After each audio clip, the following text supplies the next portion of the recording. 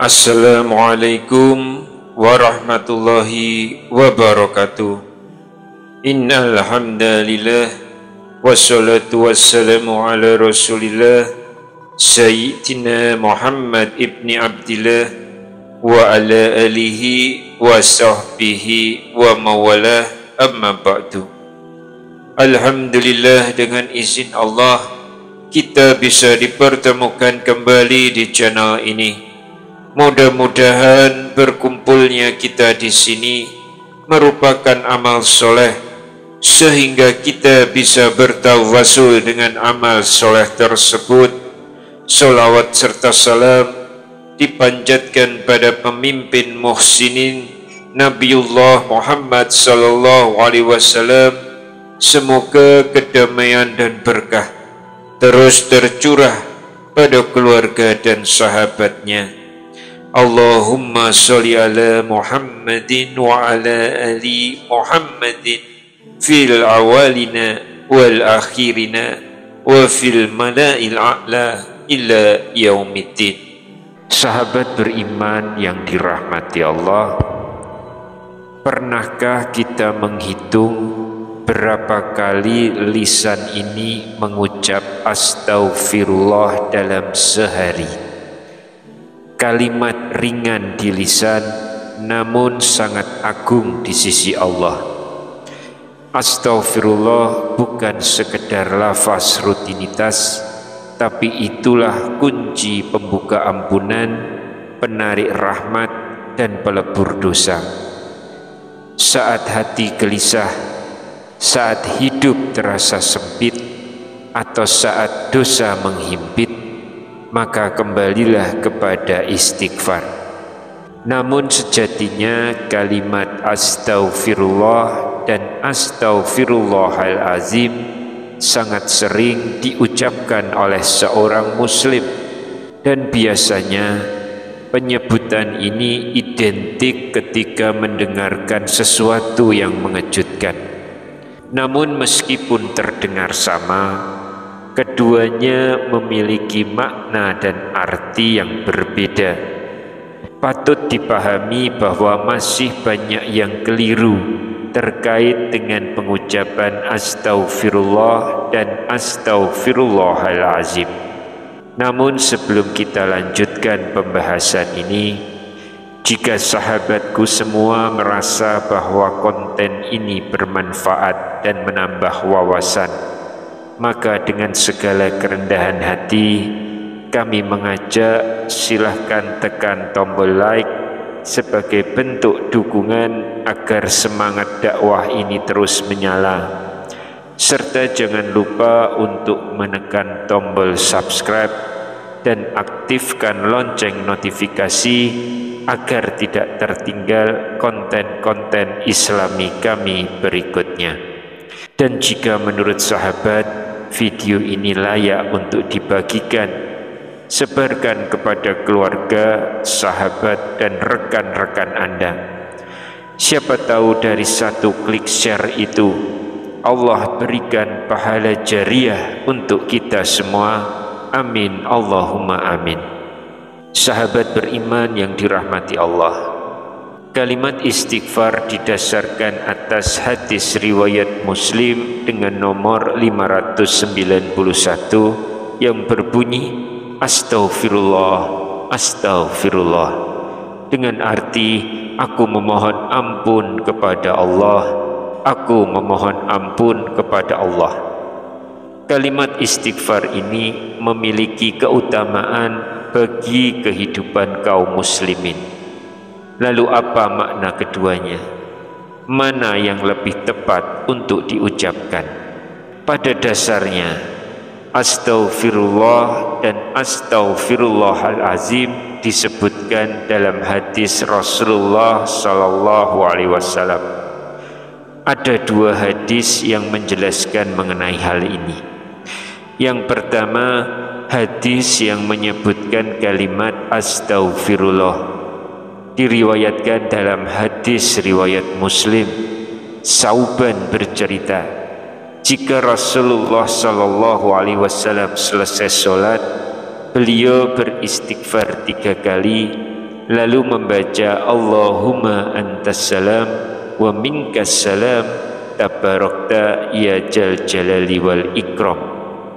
Kemudian Al-Walid, beliau ini adalah salah satu perawi hadis, bertanya kepada Al-Auza'i, bagaimanakah istighfar beliau? Maka dijawab, astaghfirullah, astaghfirullah, jawab Al-Auza'i. Kemudian terdapat hadis yang kedua, yaitu hadis yang menyebutkan kalimat astaghfirullahal azim. Hadis ini diriwayatkan oleh Tirmizi. Bunyi hadisnya adalah, siapa yang mengucapkan astaghfirullahal azim alladzi la ilaha illa huwal hayyul qayyum wa atubu ilaih, niscaya akan diampuni walaupun lari dari medan perang.